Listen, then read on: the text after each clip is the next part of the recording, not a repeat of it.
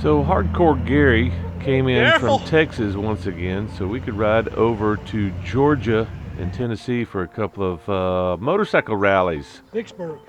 Yeah. It had come through because the highways were just pouring down. Right. Wasn't raining, but I was getting wet just from the spray. Right. That lasted for about 30 miles. And you gave up. No, the sun came out. So we got up bright and early the next morning after the previous night's debauchery started wearing off and loaded up, got on to the road, and it was a beautiful day, a little chilly, a little cool, but overall it was a good ride once we cleared the interstate and rolled into the campground, which was a little bit hard to find. GPS doesn't always work, at least coordinates don't always work, so once we got on this dirt road,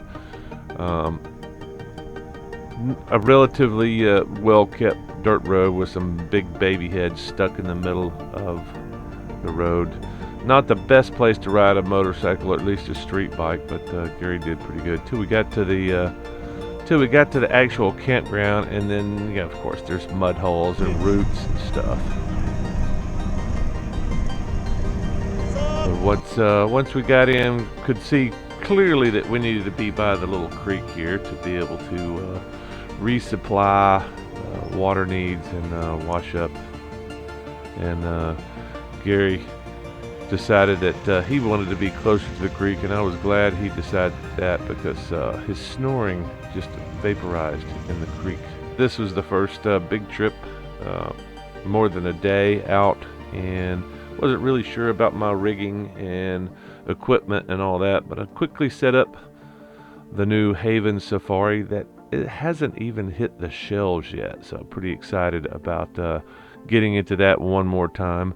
And you can see the lounge strap, and if I ever get around to it, I'm going to do an actual review of the Safari, so look for that real soon.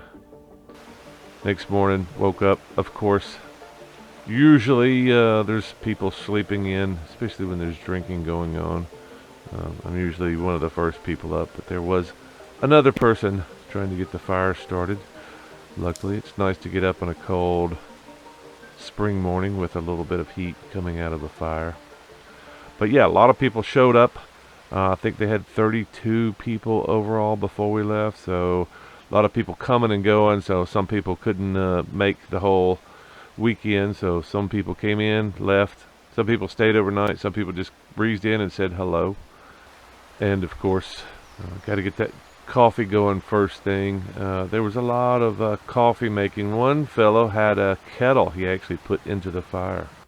So this French dude showed up. He had just ridden, he'd come over from Europe to Chile and rode up through Chile and then shipped the bike into Miami and then rode up through here. I think he just stopped by to say hello. How much have you been spending to get the bike shipped? For send the bike from Europe to Chile, Uh-huh. 1,248 euros. That's not bad. Non, héberge en moteur, don't know when to buy that. And maybe when I go back France, I send a message and say, okay, maybe you can change the name of the page. Like this is all around the world. We have a French. Just a few, 2 or 3 guys. Yeah, we have a French Facebook group, but it's for Quebec in Canada. Anyway, interesting guy. I'm sure he was full of interesting stories. For some reason, I thought he was gonna camp overnight. Next thing I know, he was on his bike and gone. I would have gotten a little bit more of his story. I really like interviewing people like this that do the extreme travel, and yeah, round the world guy, cool. Yeah, no, it's Maximus.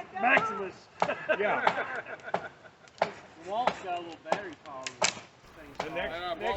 So there was a lot of fire, a never-ending fire that seemed like it never went out, thanks to everybody's effort pulling lumber out of the woods, and never-ending food thanks to Patty, who brought a lot of cooking supplies in big pots. And then Carl showed up.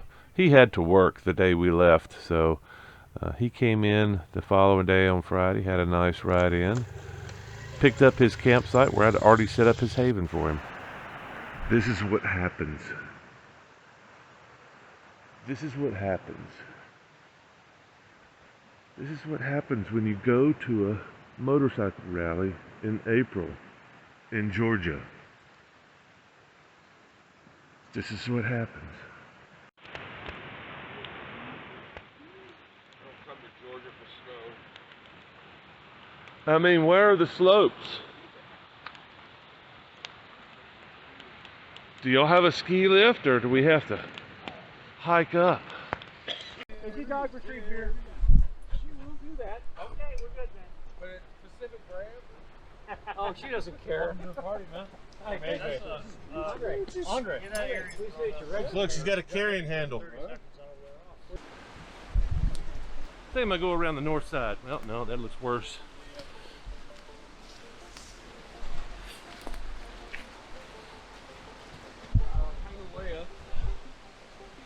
Careful, it's really slick right there.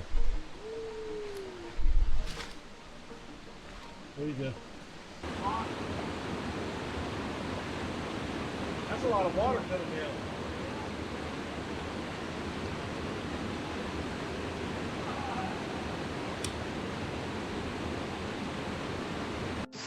Get it? Shit, no, he's got the fuel can. Fire. Yeah, too lazy. I got that little short Yeah. one, and I was like, I'm gonna just see how long it works, but I've used it for several years. Yeah, I use those quite a lot. I've actually got one on my bike right now from before, but it's starting to get pretty low. Last time I used it, wasn't putting out a whole lot of flame. I was just amazed how small those burners Oh packed yeah, on. I mean, it's like I can cheap stick they are inside too. the This burner was only like less than $20. Yeah. It came with this whole pot and setup and everything off Amazon, and I've had it for years. It works great. Before we left Helen, a couple of the other curve monkeys and I took a relatively quick paced ride through some amazing twisties, and this is 384, but I'm going to show you that next time and maybe even share with you 11 reasons why you should come ride these twisty, crazy roads of the North Georgia mountains. But that's going to be next time, so you got to hang around and, hit the subscribe button and share and all that crap that, people always say. See you next time.